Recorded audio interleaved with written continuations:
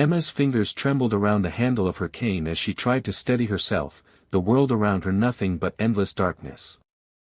She had learned to navigate the quiet void of blindness with courage, but nothing had prepared her for the sharp sound of a suitcase hitting the porch steps, or the cold voice that followed. "You're not my responsibility. Get out." Her stepfather's words struck harder than the chill night air.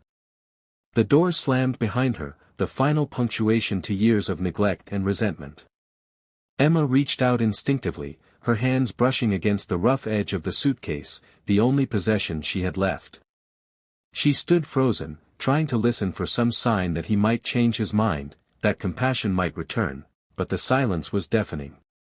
Cars passed by in the distance, their engines humming like reminders of a world that kept moving forward, indifferent to her pain. Her chest tightened as she sank down onto the curb, clutching the suitcase to her like a shield. The pavement was rough beneath her fingers, cold seeping through her thin clothes. For the first time, the strength she always clung to seemed to shatter. Fear pressed in from all sides, whispering that she was unwanted, unloved, abandoned in every sense of the word.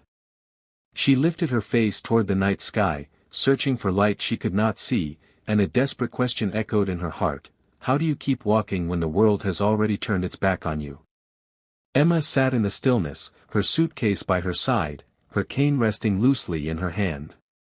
The night pressed heavy, each sound amplified, the shuffle of shoes, the rush of cars, laughter from people who didn't stop. She wrapped her arms around herself, trying to make her body smaller, invisible, so no one would notice the broken girl left behind. Yet deep inside, she wished someone would. Then came a pause in the rhythm of footsteps.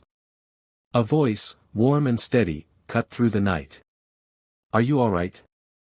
Emma froze, unsure if the question was meant for her. She turned her head toward the sound, her lips parting but no words escaping. The voice came closer, gentler this time. "I can see you're alone. Do you need help?" The stranger's presence unsettled her, but not in the way fear usually did. There was something genuine in his tone, as though he truly cared to hear her answer. She gripped her cane tighter, her voice trembling. I don't know where to go." A hand extended toward her, she could feel it in the air, the subtle shift of someone kneeling to meet her at her level. "Then let me help," he said simply. His name was Daniel, though she didn't know it yet. To Emma, in that moment, he was just a kind stranger. But as her fingers brushed against his hand, she felt a warmth she hadn't known in years. An unspoken promise that maybe, just maybe, she wasn't as invisible as she believed. Daniel guided Emma carefully into the warmth of his car, his voice steady and reassuring as he described each step so she would never feel lost. The drive was quiet, filled only with the soft hum of the engine, yet Emma's mind raced with questions she was too afraid to ask. Why would a stranger stop for her? Why didn't he just walk by like everyone else? When the car slowed to a gentle halt, the air around her shifted, no longer cold and sharp, but scented with fresh bread and flowers. Daniel's hand touched hers lightly as he helped her out. "We're here," he said, his tone more like an invitation than a statement. Emma followed him inside, her cane tapping softly against polished floors, her senses suddenly flooded. Warm light brushed against her skin, laughter drifted from somewhere deeper in the house, and the faint clinking of dishes spoke of life she hadn't felt in so long. He guided her to a chair, the surface smooth beneath her palms. Moments later, the aroma of food curled upward, making her realize just how hungry she was. Still, her doubt crept in, fragile and trembling. Why are you doing this?" she whispered, her voice cracking under the weight of mistrust. Daniel's answer was quiet, but carried a strength that silenced every fear. "Because everyone deserves kindness, Emma. Everyone." For the first time in years, she let herself believe those words.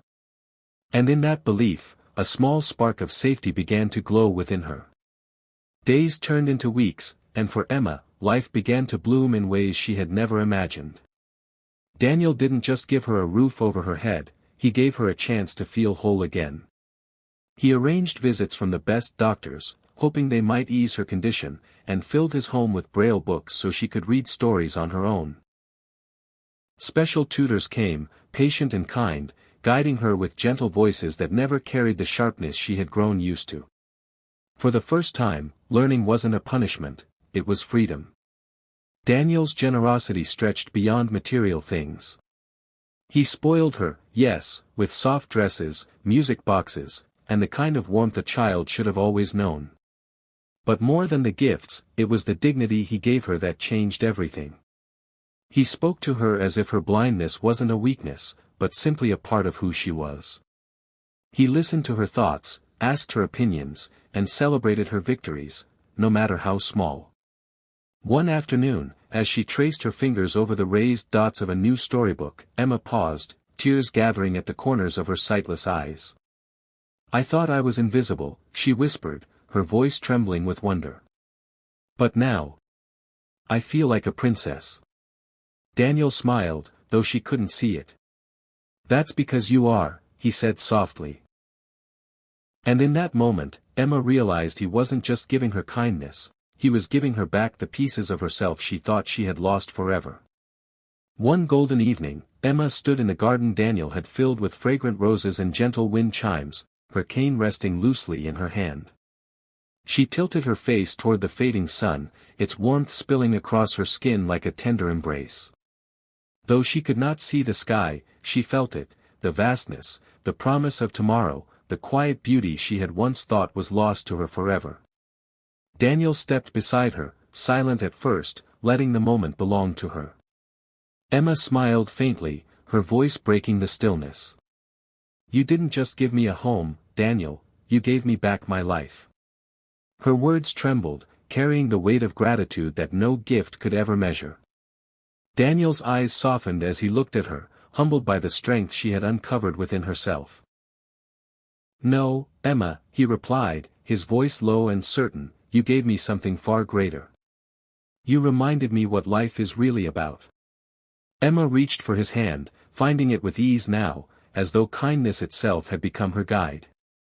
In that quiet garden, surrounded by the simple music of wind and flowers, the two of them stood in a bond deeper than fortune or circumstance. Her world was still dark, but no longer empty. She had found light not with her eyes, but in the compassion that had lifted her from despair. And as the sun dipped beyond the horizon, Emma carried with her a truth she would never forget: one act of kindness can change everything.